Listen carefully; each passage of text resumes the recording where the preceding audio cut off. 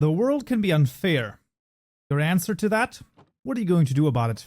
And with that, we're going to continue the daily Count Me Apps over here where I talk for 10 minutes, uninterrupted, unedited, and after 10 minutes, I just cut it off. And today, I was thinking about, or I was actually watching a couple of videos by Louis Rossmann.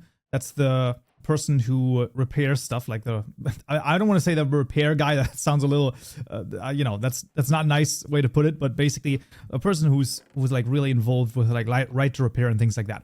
However, he also has a couple of sort of motivational-ish type videos on his channel. And that was one of the things that he said. He said, hey, the world is unfair and you shouldn't say, well, that sucks, but rather you should say, or I mean, you can say it sucks, but you should also say, what are you going to do about it? Because at the end of the day, that's literally all you can do. You can wish it be fairer, but it's not going to be. Like, it's not, that's not going to work. You have to do something about it, right? So your action basically is also hopefully then going to empower you to say, well, you know what? Even though there is unfairness in this world, I can somehow set this or offset this unfairness by my own action. And that puts the locus of control in your hands because this is what Alex Hormozy says, wherever you point the blame, that is also where you point the power. So wherever the finger goes, that is also who controls, like your reality, right? So if you say the government's at fault or my parents are at fault or I don't know what else it might be, but those would be a couple of examples that people might point to, then they are responsible. Or yeah, basically the control is with them, and that's not usually what you want. What you'd rather have is you point the finger at yourself, and there you go. Because it's a pretty good quote. It doesn't have to be your fault, but it is your responsibility. Those are two different things. Your fault meaning like you are at fault. No, you're not at fault for a lot of different things, and maybe the blaming is sort of objectively correct. But it doesn't get you anything, okay? That it's like, okay, congratulations, you are correct.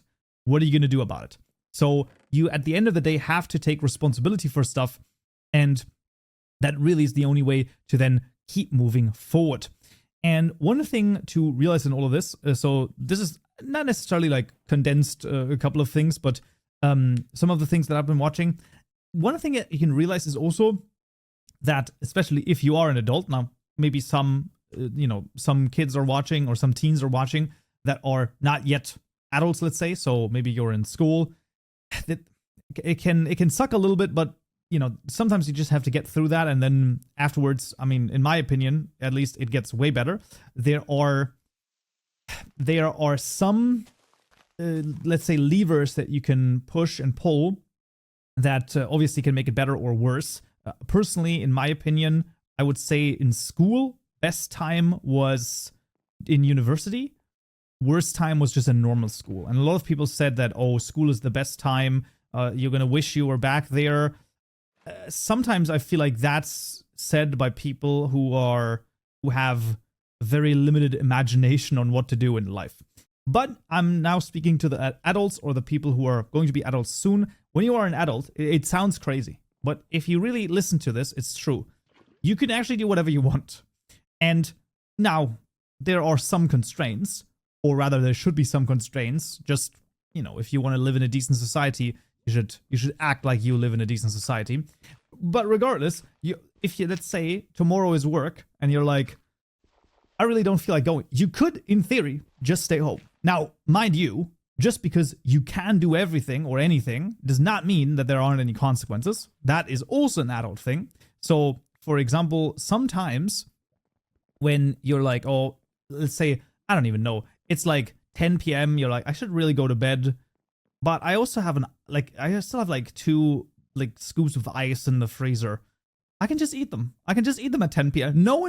Literally no one is going to stop me unless I stop myself, which sometimes obviously is something that you should exert some self-control over you, because, let's say, take the example of the ice. You eat the ice cream, that's all fine. If you do it every once in a while, that's awesome. If you do it every day and every evening and every morning, all of a sudden, the pounds start accumulating and there's going to be worse outcomes.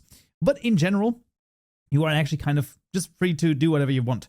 And I sometimes feel like this, it's interesting because the idea of like freedom is interesting in the sense of like your self-localized actions, right? Like, what is freedom in that case?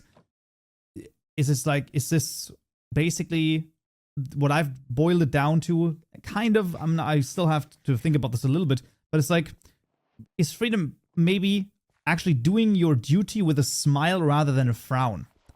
Think about that for a little bit as well.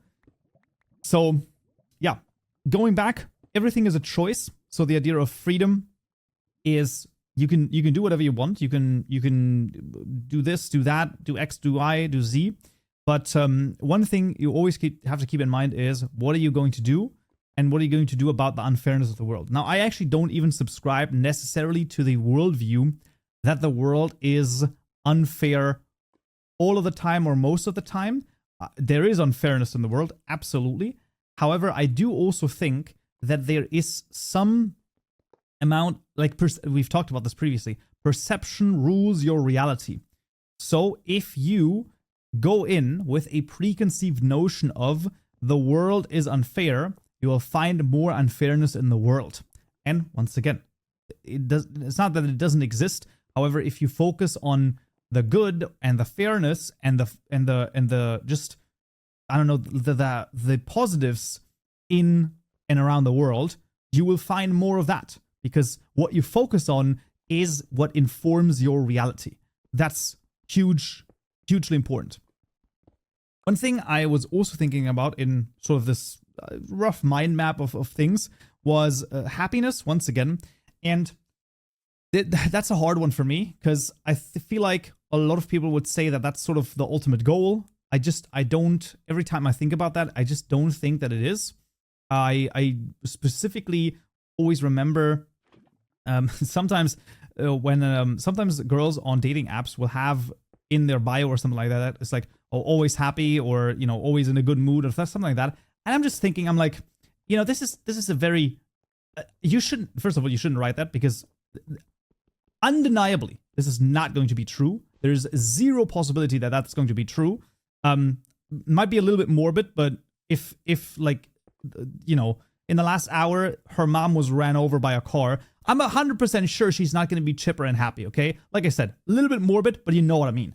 So saying that feels, it's shallow. It feels shallow. It's like a shallow type of happiness. Oh, the happiness that's there when you're always happy. I feel like that's not actual happiness. And that is actually where I'm actually kind of mad about this, where the English language completely just, I mean, sort of shits the bed, right? Because in a couple of different languages, so like ancient Greek, where they had like eudaimonia as like happiness, where it's like fulfilled life through authentic self-realization, is like, that is a way better description of probably the happiness that people are looking for. But happiness is like the same thing every time. When you pass an exam, it's the same happiness as apparently when you I don't know, look at a loved one, when you hold hands with your partner, when you marry, like all of those are the same happiness. It doesn't, but they feel different. When you have a puppy, like when you have a puppy in your hands or on your lap, and that is, I would guess, or I would argue that that's a different type of happiness than the happiness you get from completing a goal and doing all sorts of other things. I think those are different feelings, but we both call them happiness. And I think I'm actually going to go into that in the next daily yap, because there is another word which I actually kind of don't like or dislike, that it tries to accumulate a lot of different facets all together into one word, and that word is love.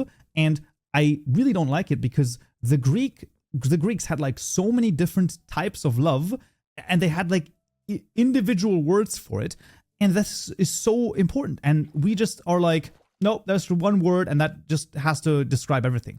And I don't know, if language describes something real, then I don't know why we don't have multiple words for, I mean, multiple different things. Regardless, that's going to be today's yap. Hope you found this useful and interesting, and talk to you again tomorrow. Until then.